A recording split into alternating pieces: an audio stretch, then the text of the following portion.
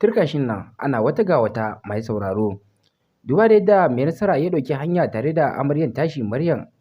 a cikin shirin fim na labari na domin su isa gurin mahaifiyar ta domin ba ta haƙuri duk da cewa ta zo garin Abuja ta nuna da cewa ba za ta taɓa kwana ba sai ta koma jihar Kano.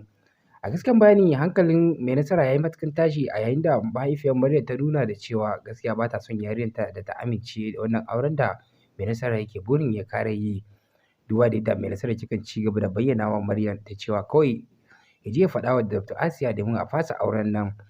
To mai sauraro menene kalar ra'ayoyinku game da wannan abubuwan da ya faru game da Maryam da kuma mijinta mai nasara da kuma mahaifiyar Maryam?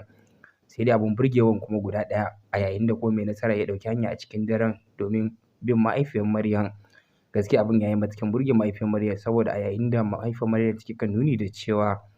lallai mai nasara yana matuƙar son ki Maryam, amma shi dai Maryam baki san meye dadin ɗa ba, shi yasa kike nuni da cewa da ake ci gaba da zama da shi haka tare da ba haihuwa, amma kin amince da ya ƙara aure domin matarsa ta haifa. To a gaskiyan bayani abin ya yi matuƙar girgiza mahaifiyar Maryam a yayin da take kan ci gaba da bayyana wa yarinyarta, don haka mai sauraro kafin dai mu sake muku wannan gundarin rahotannin gaba ɗaya, don Allah idan dai wannan shine farkon ziyartar mu a wannan tashar namu mai albarka, za mu so don Allah da kusa da muku danna mana subscribe kana da alamar ƙararrawa kamar haka. To fa mai sauraro abun takaici abun kuma bakin cikin guda ɗaya, kamar yadda kuma mahaifiyar Maryam take kan nuni da cewa a lokacin da na haife ki saboda tsananin murna da na ɗaga kaina na kalle ki kawai na ɗaga hannu na gode wa Allah ban san lokacin da hawaye yake zuba ba, amma a yanzu ke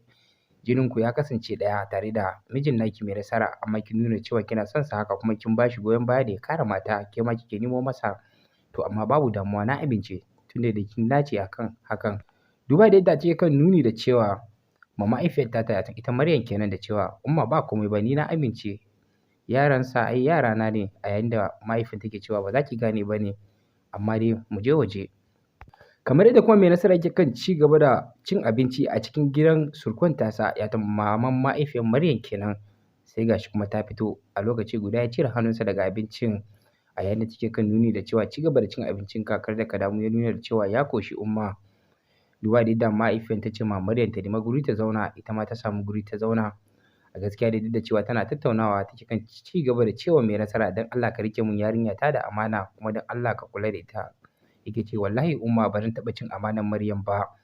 Kamar yadda abun gaskiya ya matuƙar burge 'yan kallo a yayin da mai nasara yake kan nuni da cewa shi komin wuya komin tsanani ba zai taɓa bijirewa Maryam ba duba da irin halaccin da ta masa a rayuwa. To mai sauraro kamar yadda dai mahaifiyar Maryam take kan nuni da cewa mai nasara ai shi rayuwa ba wai haka ba ne, zaman aure dai zo mu zauna ne zo mu saba, amma dai a gaskiyan bayani kada ka zo ka ƙara aure kuma daga bisani don Maryam ba don jininku ya zo ɗaya da na Maryam kuma ya kasance da cewa in dai har za ku haifa za a iya haifan yara masu sikila, to daga baya kuma ka iya canza mata kala. To duba da yadda ke nuni da cewa wallahi umma ba na roƙon wannan ranar ya zo, don haka ba zan taɓa saɓa miki ba. To mai sauraro don Allah menene ra'ayinku a game da wannan abubuwan da Maryam ta yi? Duba da yadda mahaifiyarta lalle ta amince mata saboda ta nuna ma mahaifiyar da cewa har an fa ta dage shi ta raba su da mai nasara za ta iya rasa ranta. To kamar hakan kuma ya saka mahaifiyar ta tsorata gaba ɗaya ta amince mata da cewa Allah ya ba su zaman lafiya, Allah kuma ya kiyaye. To mai sauraro don Allah za mu so dai da ku bayyana mana kalan naku ra'ayoyin namu a comment section namu gaba ɗaya. Idan kuma wannan shine farkon ziyartar mu a wannan tashar namu mai albarka, za mu so don Allah da kusa da ku danna mana subscribe kana da alamar ƙararrawa kamar haka.